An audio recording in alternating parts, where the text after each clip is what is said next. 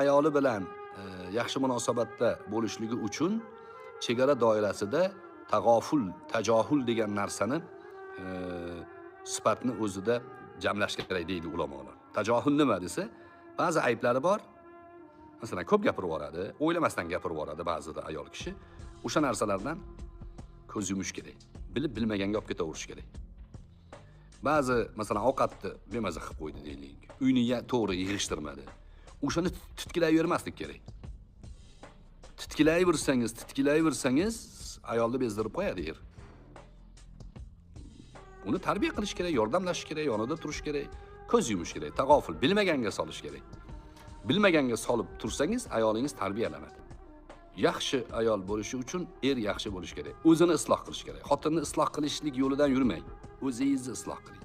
O'zini isloh qiladi. Allohdan haqiqiy ma'noda qo'rqadi, keyin Alloh taolo ayolini shunga isloh qilib beradi. Endi ba'zan ayolini qo'rqitadi, tahdid qilishi mumkin.